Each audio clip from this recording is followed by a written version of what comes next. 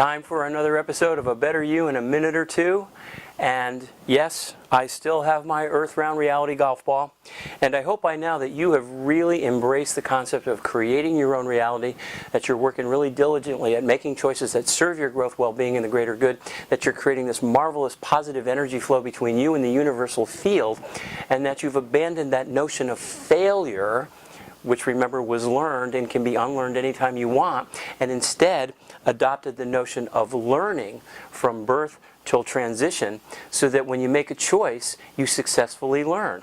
Remember, some of those choices aren't going to work out, and if you make a choice and you get an earth-flat result, you can just throw it away and not make that choice anymore. When you make a choice and you get a result you like, earth-round, you make it over and over and over again, and you continue to learn and grow and get better and better and better at living rule number one. When we give up the fear of failure, we are free to really soar.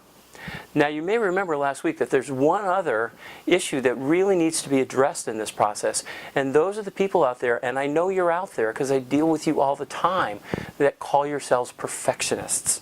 Perfectionists are really setting themselves up for a very long road to hoe, because you can't be perfect. There has never been a human being on this planet, and I'm talking about the all-time greats, the people that we could call walking divinity. Not one of them, not one of us in the history of our species has ever been perfect. So if they weren't, how are you and I going to do it? When you try to be a perfectionist, you are setting yourself up for disappointment, because it's unattainable. And when you get way out here and you have to ask that very big question, which is going to determine overall success or failure, how would I do? You're not going to like the answer. So what is attainable? Well, I've coined a term and a way of living that I'm going to hope you find very attractive. It's called excellentism. Excellentism means setting extremely high standards for yourself. Extremely high, but they are attainable. Because when you are excellent, which is doable, you give yourself that wiggle room you need to be human.